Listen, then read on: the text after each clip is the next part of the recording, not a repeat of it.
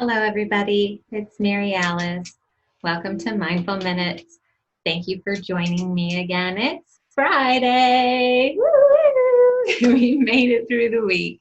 We're still here together, apart, but we made it. So, congratulations to you, to me, to us, to all of us for keeping ourselves healthy and separate and taking care of not just our own selves and our own families, but taking care of our fellow man. So even though we might feel well enough to be out and about, getting on about our daily lives, or maybe the anxiety about what we're going to do in the future, about our worries, feels like it overrides our concerns. And so out into the world we march. But when we take a moment to think about maybe those expectant family members or a pregnant lady that you know, or even if you don't, another family member who maybe has a health concern, or even a regular health emergency that might take you to the hospital just on any given day,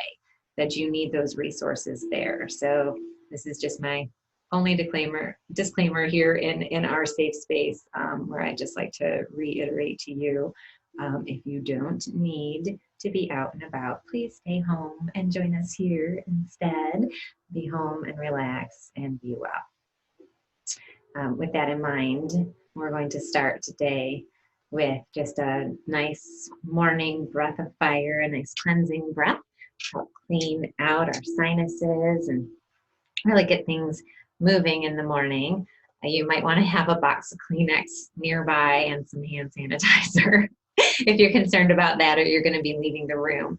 You might get a little bit of snot moving around as we do this, but since this is our own practice and we're just going to be touching our own selves right now, until you are done, I wouldn't be too greatly concerned about it. So maybe if you want to have those things on standby, or this will be recorded and you can catch up later on the Mindful Minutes chat in Zoom.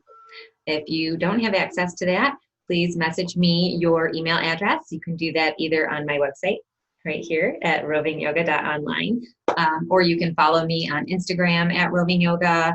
I'm on Facebook at our Yogiko313, or with my name, Mary Alice Smart. Any of those ways you can find me online, and you can gain access to these prior classes or to any of my podcasts, of Mitten Made Mindfulness podcast that launches a new episode every Monday. So feel free to catch that at any time. Those episodes are less than a half an hour long, and now we're ranging somewhere around the 10-minute mark for that one. So check that out too.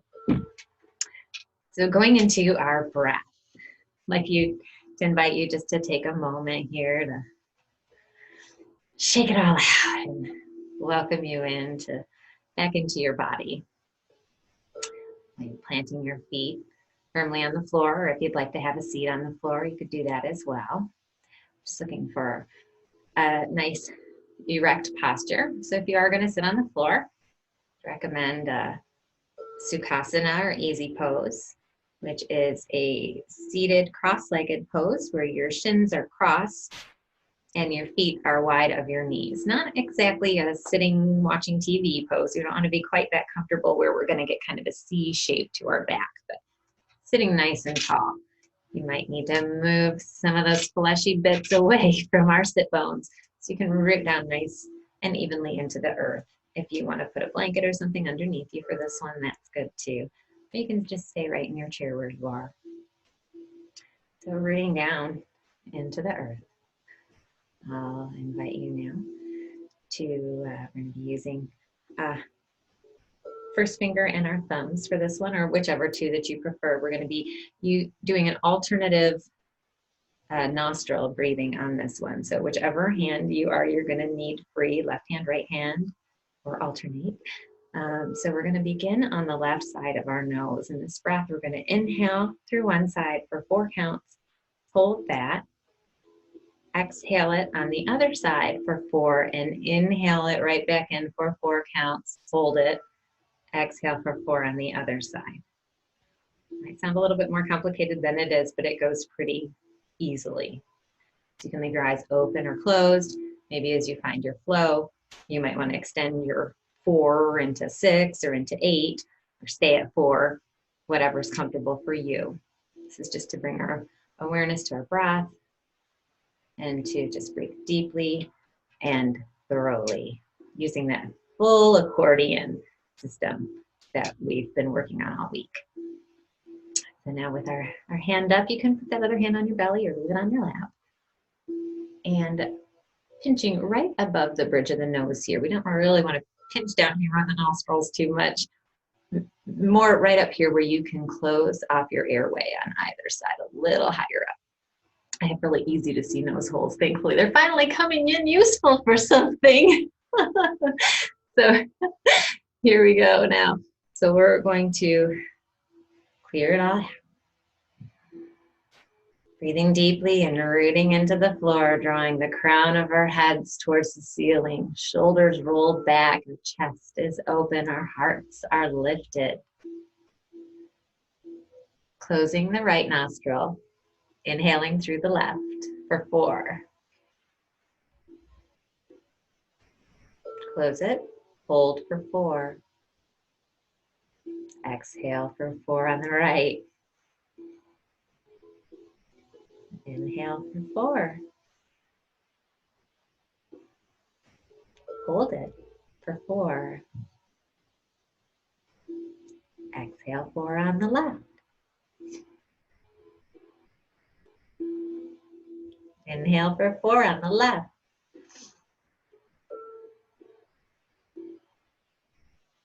Close and hold.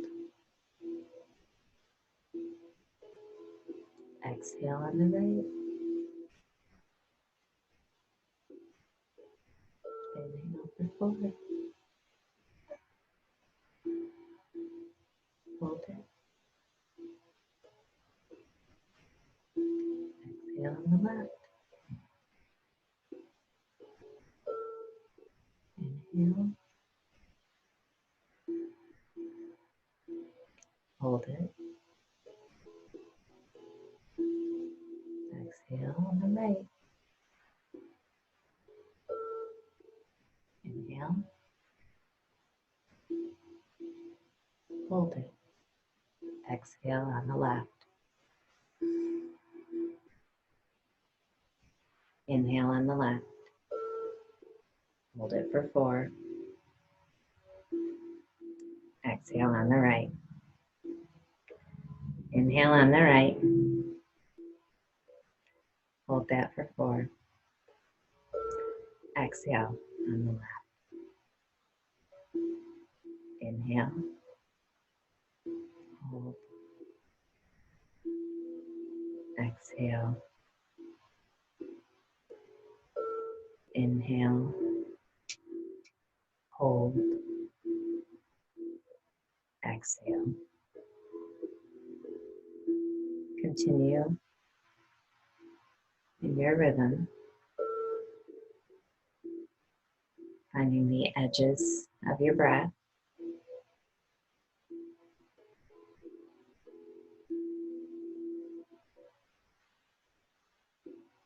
Reaching the corners of your rib cage, the top of your back,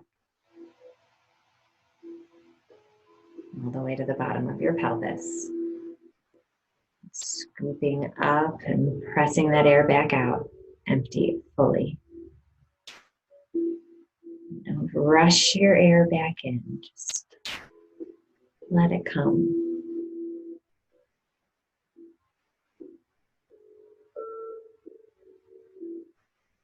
And when you're ready, we'll finish our last breath on the left side.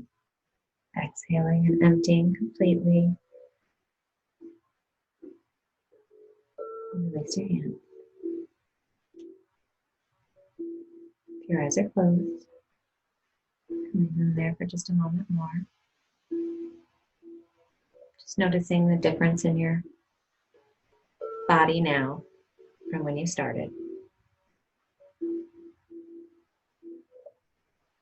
And know that any of these breath works or pranayamas or freeing of the breath are available for you to do anytime, anywhere. lower your heart rate, lower your blood pressure, and bring you back into a state of calm equilibrium.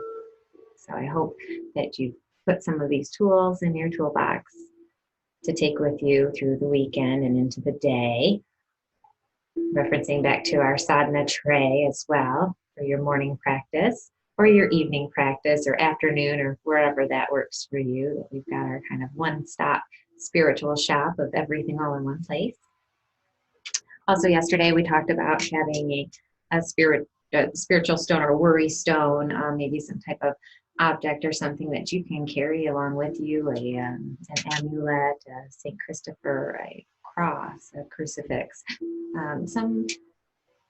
something spiritual, something protective that means something to you that you could carry with you, intention jewelry, we can call it, whatever you like, but something that you can carry on your person. I think yesterday I showed you my contemplative yogi that I've had for 25, 30 years, something like that. But this guy is very comforting to hold in my hands. This is obviously not something I can stick in my pocket and take with me. But any of your protective gems or crystals that you're using in your practice right now are definitely things that you could use like this, either to stroke in moments of tension or worry, or to put in your pocket or in a little pouch and take with you, and know just that they're with you, and that power's protecting you and watching over you as you charge these when you're doing your morning practice or evening practice, and that they're just full of all of your goodness to carry around with you. We also talked about the chakra system yesterday in mudras. I'll just give you a quick review of the chakra system, what they are and what it's all about. The chakras are, well, the ones we talked about. We talked about a 7 chakra system. The chakras are basically energy systems or kind of spheres or wheel-like systems that all center around the 7 different natural curves of the spine, and they affect different regions of the body. So, for instance, the root root chakra is located in the perineum, actually lower than the sacrum, underneath. So, in that area between your vagina and your anus, there's that area in between, maybe the taint.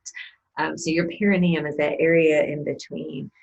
We all know where that is. It's that area where when we're afraid or tense, or we see somebody get really hurt in a horrible kind of way, like, oh, everything tenses up, and maybe you feel like your butt hurts or something, and that's your perineum. I think women all know what that is, anybody who's given birth, but maybe men aren't quite as familiar.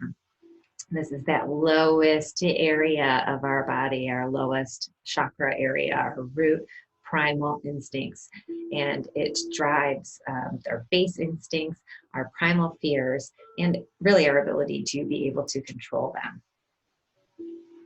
Moving up, the sacral chakra is the orange chakra that I'm in today, orange red, that is represents reproductivity and creativity and grounding. The third is the lumbar, the yellow, which is represented by digestion. Really, maybe your ability just to digest life as a whole. This might be for some of those people who you really feel things in your gut. I had a gut feeling, or you just everything that happens makes you sick to your stomach. Gosh, it doesn't make me sick to my stomach. This might be an area for you to look into working on. Or it might just be an area of sensitivity. You might be overly sensitized to it, and you might need some balancing out of your other chakras. Number 4 is the heart chakra, which is green, which is for unbounded love, vulnerability, compassion. In this area, we might find imbalance and having a broken heart, giving your love away too freely without bounds, or maybe being miserly with love, holding on to it too tightly, being too overly protected, and being maybe a Grinch kind of type person. The fifth chakra is the throat chakra. This is blue, and this one represents our honesty, our integrity, our voice in the world. Maybe this could be represented an imbalance here if you gossip too much, talk trash, pass judgment, or maybe if you're way too shy, maybe you've got a lot to say and a lot of gifts that you've been given and you just cannot get outside of yourself to practice them. Maybe even shy people, you've got an issue with your ego, and that self-protectiveness just won't let you past that. So that might be something to look at as well. Number 6, moving into our third eye, indigo. This is our chakra of insight, intuition.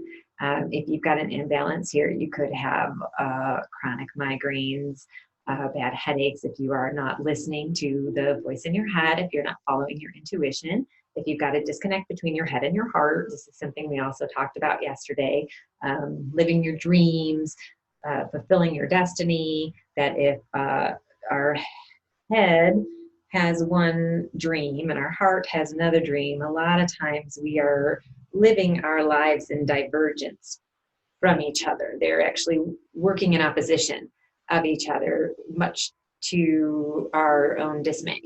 So a lot of times maybe these things are aligned, and it's this that has trouble making the connection between the two. It's the integrity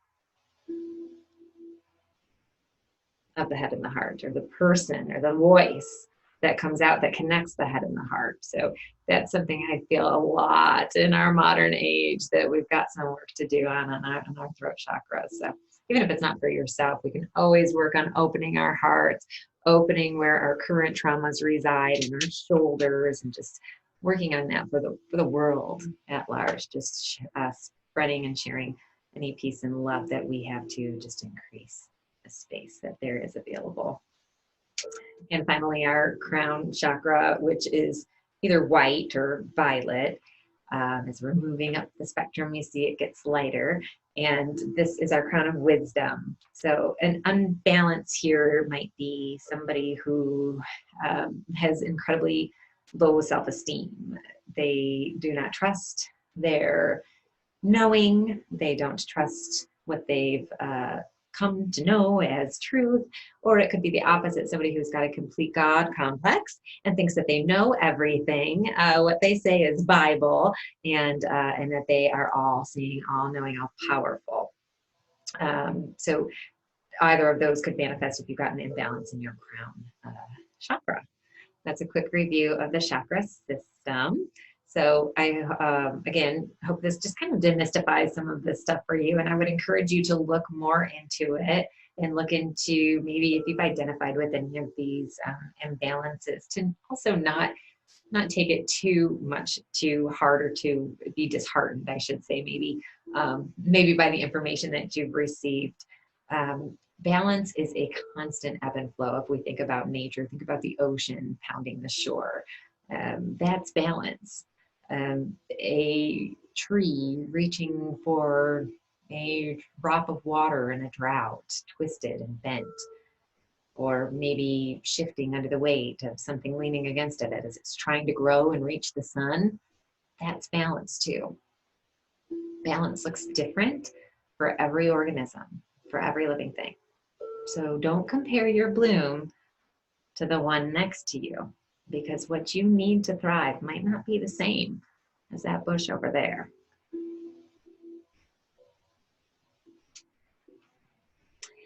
So we also discussed a bit about mudras yesterday. These are some of the hand asanas, I suppose, that go along with, or the hand practice, physical practice, that goes along with the rest of our yoga practice. So this is just connecting some of the nadis. I think yesterday I said meridians, but that as part of the Chinese system of medicine, the meridians of the body, the nadis of the body. Here I go again. Oh. I have an acupuncturist, and so we kind of get our wires crossed sometimes. Touche. So the nadis, these are all descriptions of rivers, meridians, nadis. Nadis in India, they're the rivers that flow through and feed all of the farmlands. So if we think of it that way, these nadis, these are our rich rivers that flow through our bodies, enriching our fields and bringing us life and vitality. So we want these to flow fully and freely. So we did talk about some of the different that are related to the different chakras, but then also I did say we would go over some just of morning practice when you start, maybe your breath of fire, opening up. I was taught these in a specific sequence, so that's how I will share them with you. So we're going to come into I relax, all of our hands intertwined with the thumbs open. I relax into the unconditional love. Grab our left pointer finger and put your thumb on top. You guys can see that. Left pointer finger.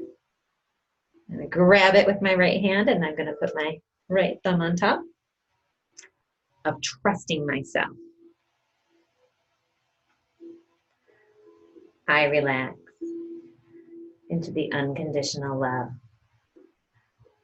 of trusting myself.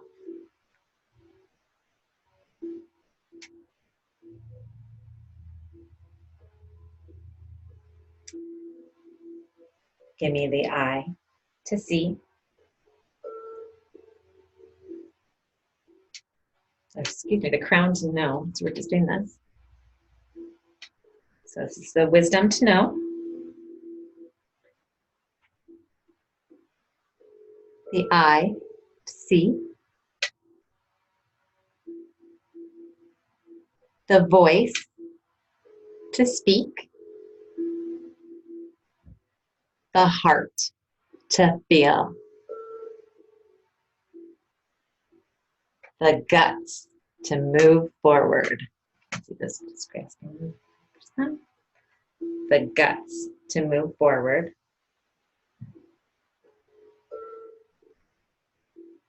The fuel to ignite it. And the legs to get me there. I relax into the unconditional love of trusting myself. Give me the wisdom to know, the eye to see, the voice to speak, the heart to feel, the guts to move forward, the fuel to ignite it, and the legs to walk my path. Namaste. We're going to move on and read about our goddess. I have been talking about Kali and the goddess Pavarotti. I'm going to tell you a little bit about her today.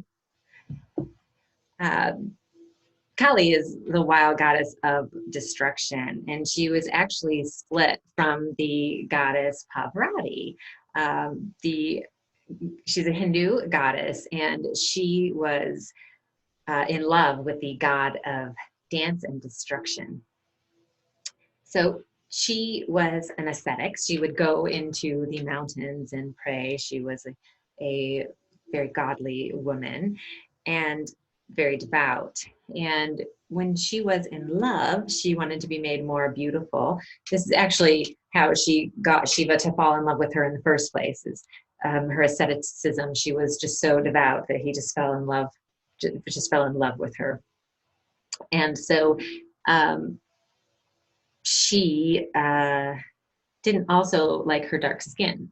So she decided to go up into the mountains and pray in her asceticism and ask the gods to separate her darkness from her. And when her darkness was separated, that is where we get Kali. So Kali is the wild goddess of destruction. She existed before Hinduism came to India. Born at the beginning of time and manifesting when demons threatened the earth, Kali is also known as a dark incarnation of the goddess Parvati. Her uncontrollable dance of destruction saved the world, but then began to destroy it until her beloved Shiva lay at her feet to help her regain control over her actions. In this creation story, chaos existed, and the dance that she did across chaos and started to save the world until it finally started to then unravel in the other way and cause destruction, until, like the story says, finally Lord Shiva laid at her feet. And this is where we get a number of our asanas. Actually, there are a number of the physical poses of yoga are named or given for these different gods and goddesses. So the Lord of the dance is named so for Lord Shiva. And our goddess pose, or any of these poses of giving birth or of the feminine divine, really kind of incarnate Parvati or of Kali. So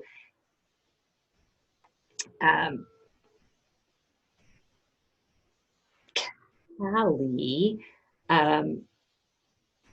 is responsible for life and death. Her powers bring protection, health, abundance, and fertility. She's a loyal guardian to all who call on her for her protection. She's a warm and loving mother figure. She's depicted with black skin and a pointed tongue. And her chaotic and nature and wild side, disheveled snake hair speak to her primordial nature, and her extreme personality make her difficult to understand. Her followers believe that to understand her is to be truly free from fear. So just love this concept of this like snake hair and this splitting of our persons and splintering our persons off of our shadow, of our darkness, that we all wish we could just split off of us. And what would that look like? What would your shadow goddess look like? And snakes for hair. Snakes to me are a wonderful representation of the power of transformation. I mean, snakes, we are given such a bad name. They're given such a bad rap. I mean, God cursed them to crawl on their bellies.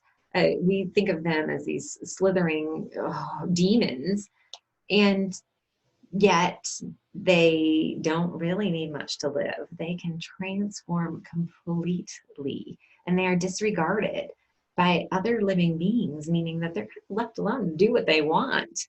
I mean, the meek shall inherit the earth. Interesting. Again, I love the concept of transformation, regeneration, finding the beauty that lies within. And the beauty was Kali's love for Shiva. So even through the chaos of destruction, demons that existed before the world even was, her love is what saved us all. So I just think that this is a really great and interesting story. Most of us are familiar with some of these names, maybe Parvati, Shiva, Kali, Shakti is also her name. And she was the mother of Ganesh, the elephant god that most of us are very familiar with. So just a little bit of our goddess for today. I will post some pictures of her and her story up later on this afternoon. So I'd just like to invite you to find the beauty in your daily life, find the beauty in your chaos as you dance today, and turn on some music and find some beauty and happiness. I'm going to do a quick reading here.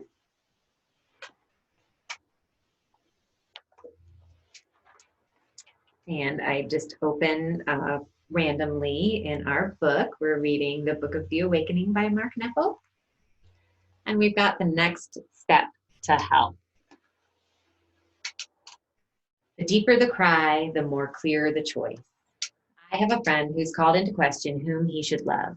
This opened a field of complexities, and life quickly became an endless consideration of possibilities and allegiances. But beneath the endless inventories, his soul was calling out from way inside. And through his pain, my friend kept hearing this far-off cry surface at the oddest times. Soon he realized this cry was indeed much deeper than who. His very soul was begging to feel. This seemed more serious, more urgent, more filled with terror than a choice between one woman and another. As he began to struggle with facing himself, my friend began to realize that all the decisions to be made about who and where and when were really heartfelt distractions from a deeper cry. Underneath all the painful ambiguities and assessments, his very soul was drowning, sinking out of reach of the feel of life. Once hearing the deeper cry within himself, his choice became extremely basic and very straightforward. How do I begin to regain my wonder at life? What must I do to keep my heart from sinking? Time and time again, we are shown the quiet courage of others that if we keep, time and time again, we are shown by the quiet courage of others that if we can let the deeper cry through, the next step to health will come plainly into view.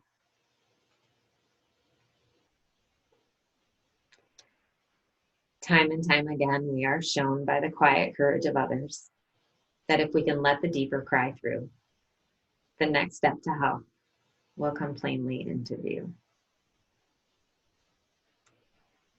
Center yourself and bring to mind a complex decision that needs to be made. Breathe slowly and try to relax your spirit beneath the decision to be made. Breathe cleanly and try to let the deeper cry through.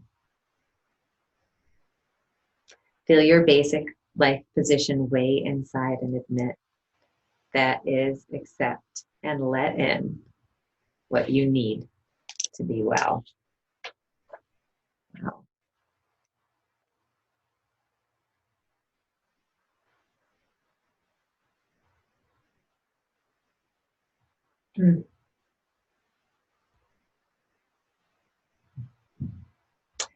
We all pray and ask for direction and guidance. How often do we reject the answer that we're given? I know I do. I know even just recently asking for my mantra, I wasn't happy with the word that came. And my initial response was to reject it back and ask for another. Surely that's not what you meant, God. There's something better for me, right? Right? Right? Come on, right?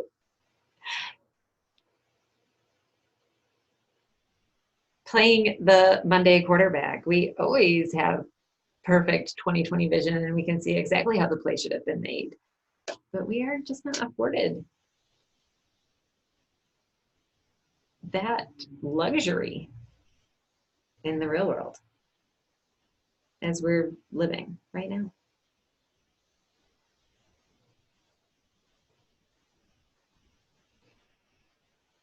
Decisions. Ask and receive. But receive what you ask for.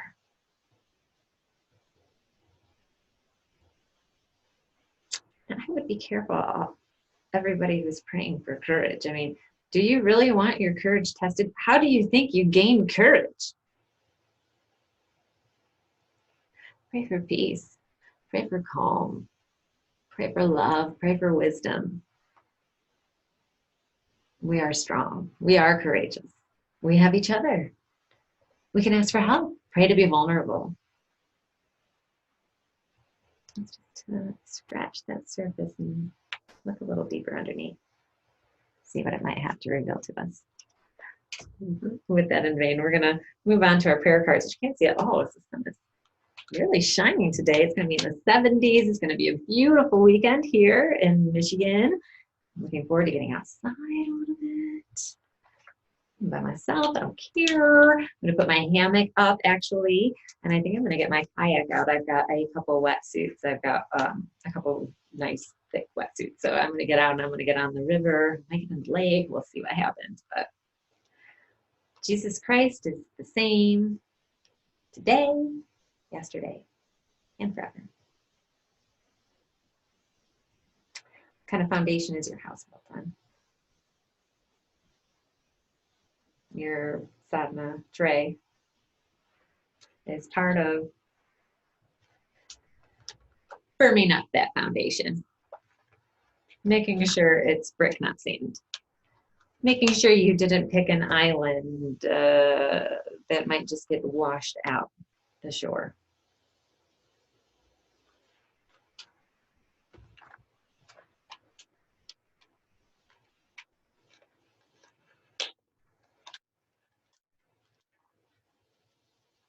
And lastly, our empowering questions cards. I can get that up there. Yep. Again, I'm going to draw randomly. Who am I? Who am I? Who am I? That's actually an advanced meditation and not a simple meditation. That's interesting. I mean, who are you? And if you said, I'm my name, I'm a mom, I'm a dad, title, job title, blah, blah, blah, strip all of that away. If you didn't have a title, and you didn't have a last name, and you didn't have a social ranking, who are you? In there.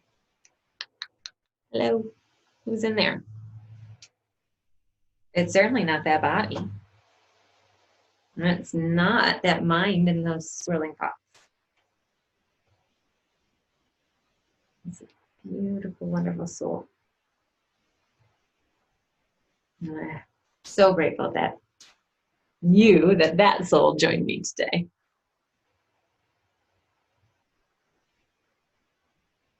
Take care of yourself and your loved ones. Take time for yourself.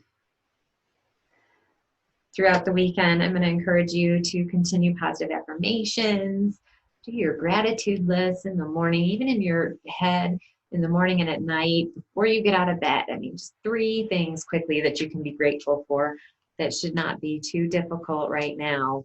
If you've got a house and you've got any family, if you've got your own health, if you've got any food to eat, there are so many, very many things that we have to be grateful for right now.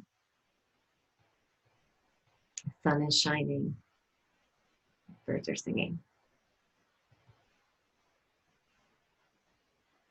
Use your worry stones. Find an AM and PM practice, a meditation that you like, an app, a meditation app that you like, or a podcast that you like. And find something that you like and that you can listen to. Put it on, whether you want to go to bed or not, and just try. Instead of leaving the TV on. Start to find a good sleep hygiene routine and practice it. This is a tough one for me too, so I'm practicing what I preach. I do it as well. When I'd rather stay and watch the latest update.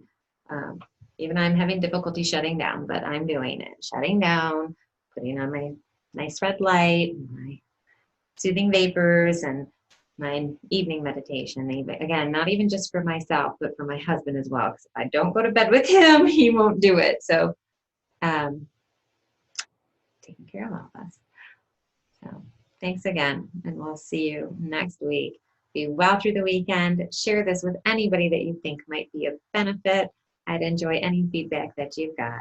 Thank you, friends. We'll see you on Monday.